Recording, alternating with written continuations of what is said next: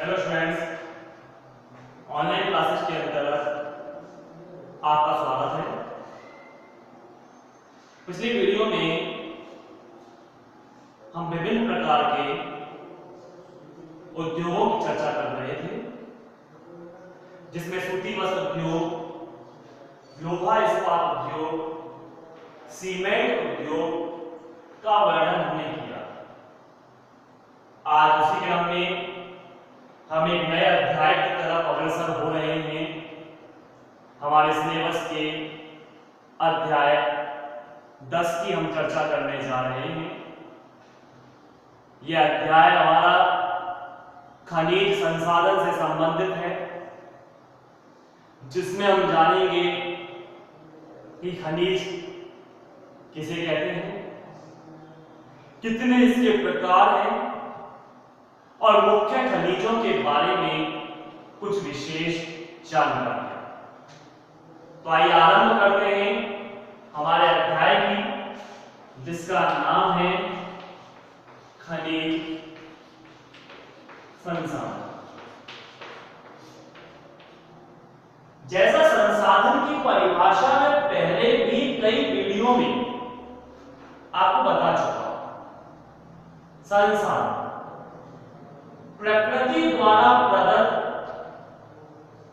वे सभी वस्तुएं या पदार्थ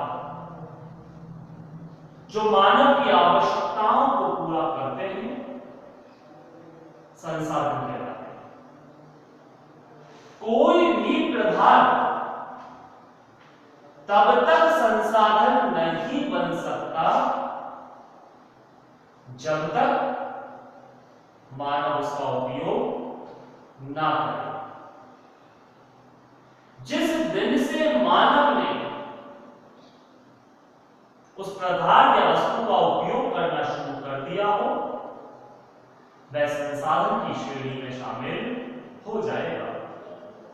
तो हम बात कर रहे हैं खनिज संसाधन की। खनिज भी एक संसाधन है, क्योंकि खनिज मानव की आवश्यकताओं को पूरा करते हैं।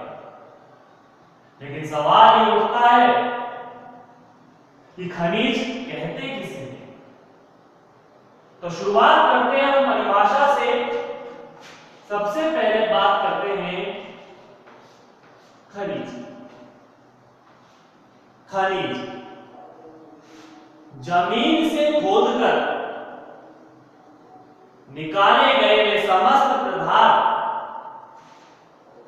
जिनकी अपनी निश्चित आंतरिक संरचना होती है,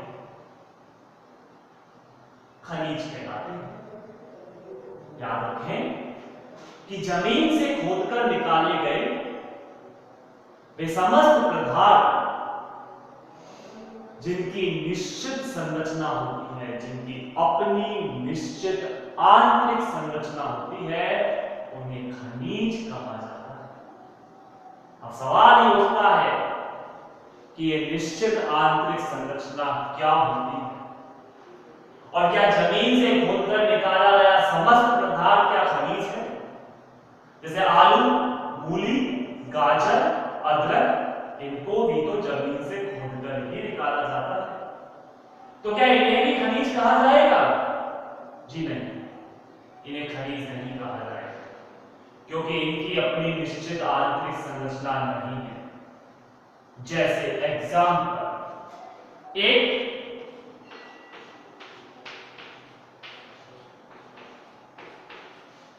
छोटा सा शुद्ध मीथेन का कार्बन का एक अणु हाइड्रोजन के 4 अणुओं के साथ सिंगल बॉन्ड से बना हुआ है, जिसको नाम दिया जाता है CH4।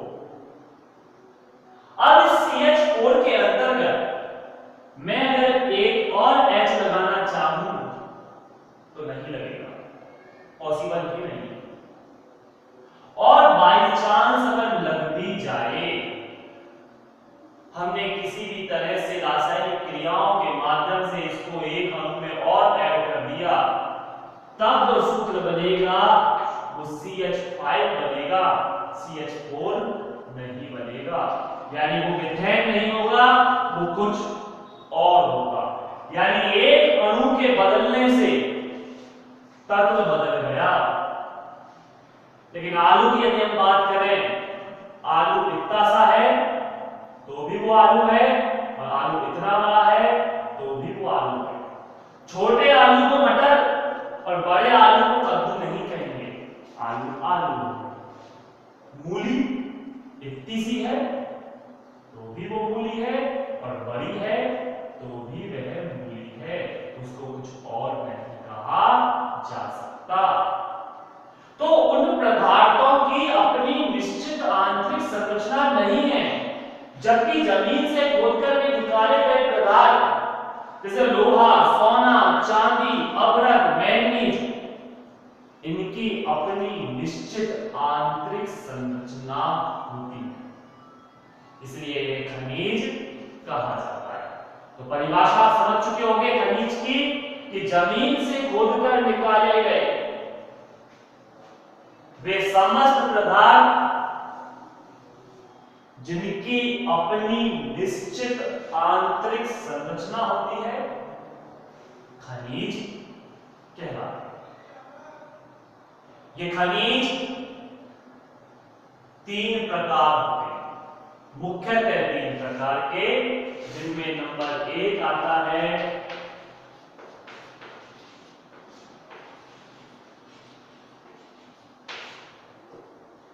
धात्विक खनिज। वे खनिज जिनमें धातु की मात्रा पाई जाती है, धात्विक खनिज कहलाते हैं। वे खनिज जिनमें धातु की मात्रा पाई जाती है, धात्विक खनिज कहलाते हैं। अब सवाल ये उठता है कि धातु से क्या आशय है?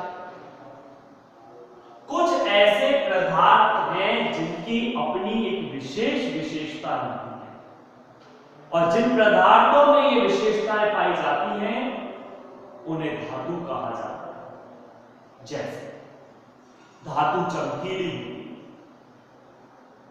धातुओं पर चोट करने पर ये टूटती नहीं है, अपितु चपटी हो जाती है। धातुओं के तार बनाए जा सकते हैं, धातु में विद्युत की सुचालक होती है, यानी इनमें विद्युत धारा प्रवाहित हो सकती है। इसके अलावा धातुओं पर चोट करने पर इनमें ध्वनि उत्पन्न होती है, जबकि ठीक विपरीत इसके अधातु होती है। अधातु चमकीली नहीं होती, अधातुओं पर चोट करने पर ये टूट जाती है। अधातुओं के तार नहीं बनाए जा सकते। अधातु विद्युत की कुचालक होती है। अधातुओं पर चोट करने पर ध्वनि नहीं निकलती।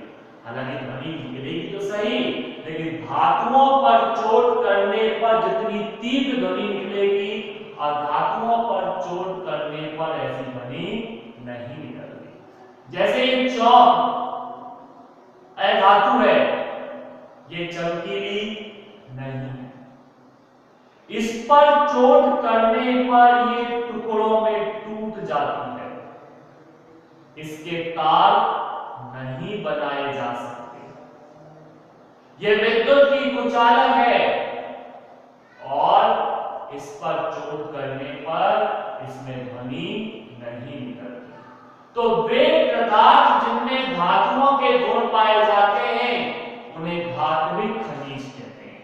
तो धात्विक खनिज से आशय वे खनिज जिनमें धातु की मात्रा पाई जाती है या धातु के गुण पाए जाते हैं, उन्हें धात्विक खनिज कहा जाता है।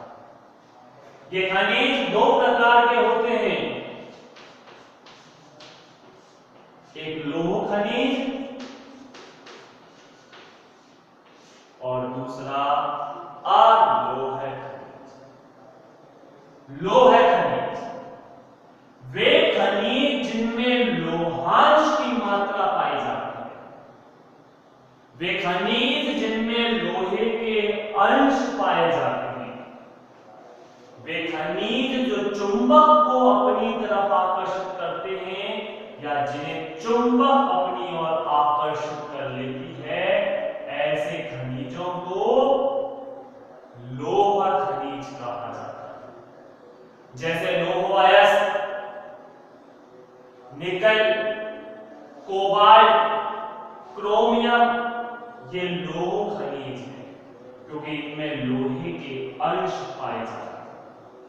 जबकि अलोह खनिज वे खनिज जिनमें लोहे के अंश नहीं पाए जाते, वे खनिज जो चुंबक को अपनी ओर आकर्षित नहीं करते, या वे खनिज जिन्हें चुंबक अपनी ओर आकर्षित नहीं करती, ऐसे खनिजों को अलोह खनिज कहा जाता है। जैसे अदरक, तांबा, ये अलोह खनिज है क्योंकि इनको चुंबक अपनी ओर आकर्षित नहीं करती, इनमें लोहे के अंश नहीं पाए जाते। तो धात्विक खनिज दो प्रकार के, एक लोह खनिज और दूसरा अलोह खनिज। वहीं नंबर 2 आते हैं अधात्विक खनिज।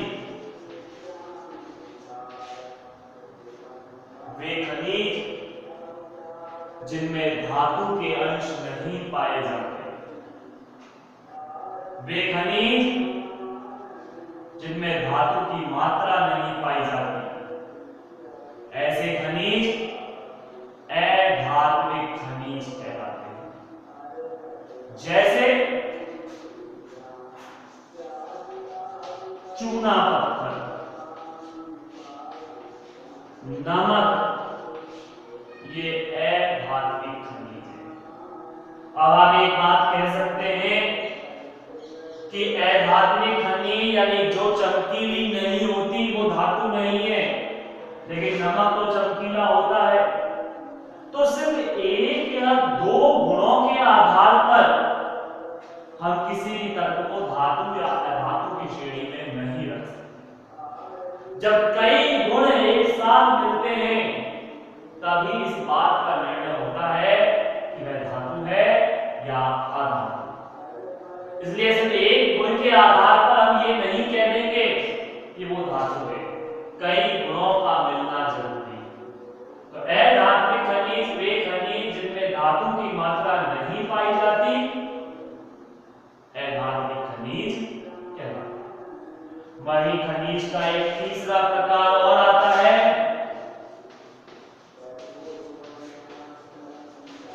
ऊर्जा खनिज। वे खनिज जिनसे ऊर्जा प्राप्त की जाती है, वे खनिज जिनसे ऊर्जा प्राप्त की जाती है, ऊर्जा खनिज कहलाते हैं।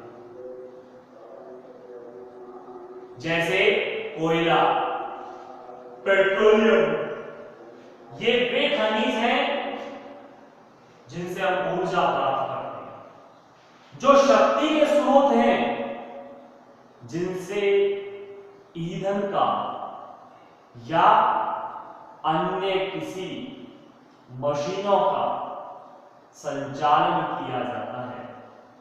ऐसे खनिज ऊर्जा खनिज कहलाते हैं। तो वे खनिज जिनमें धातु की मात्रा पाई जाती है, वे धात्विक खनिज कहलाते हैं। वे खनिज जिनमें धातु की मात्रा नहीं पाई जाती, अधात्विक खनिज कहलाते हैं। और वे खनिज जिनसे ऊर्जा प्राप्त की जाती है, ऊर्जा खनिज कहलाते हैं।